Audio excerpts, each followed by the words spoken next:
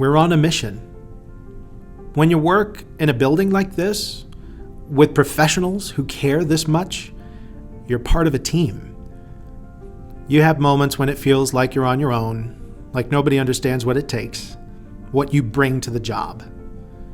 Then something happens, like a pandemic, and suddenly none of that matters. Suddenly, everybody sees exactly how hard you're working and all that you bring to the team. And then you know you may be the one in the classroom, the one in the office, the one sweeping the floor, but there are a lot of people who have your back. I came to the board in 2017 with a head full of steam. We'd just come off a big win with the 1% county schools facilities tax, which had been a goal on both sides of the county for quite a long time. We had a lot of volunteer energy and optimism about what we could do finally for the students in our county, both sides. And I didn't want it to end the way other campaigns had ended that I'd worked on, where you leave just as soon as election day is done. Charleston's home.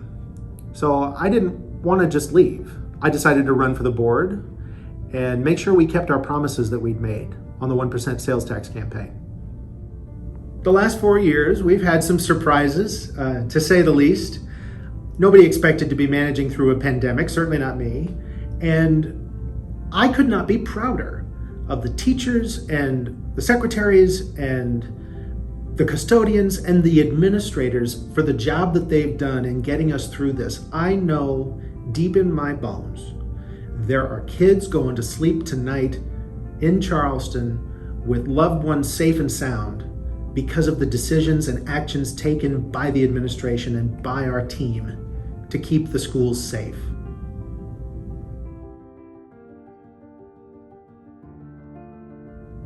I'm running for re-election this year because there's still so much work to do. My priorities for the next 4 years coincide with the hard work we know is ahead for the board in the post-pandemic. So let's just take them point by point. We definitely need a new approach to e-learning.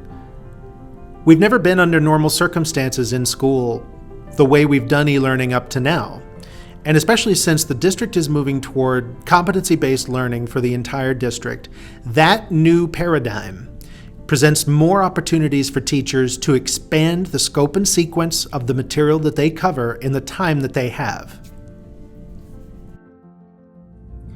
E-learning will, under normal circumstances, let teachers give more enrichment to kids that actually complete their goals sooner.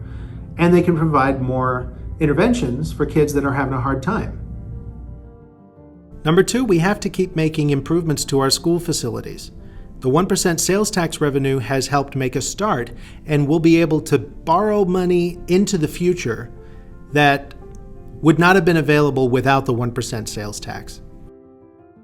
So when we think about what facilities improvements look like in the future, the first question on the top of my mind is, what do we need out of our facilities to improve the curriculum that is delivered in the classroom?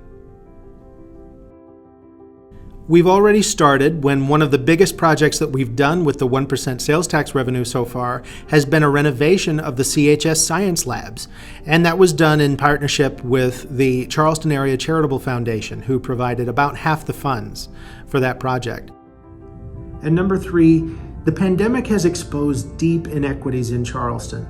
Some families had a much harder time with the pandemic. If mom and dad are losing jobs because of the social distancing guidelines, if kids at home are having mental health problems and they have no way to access the resources available in the community, if families don't have reliable access to internet or to computers, remote learning presented a much greater problem. So the inequities are going to take some time to recover.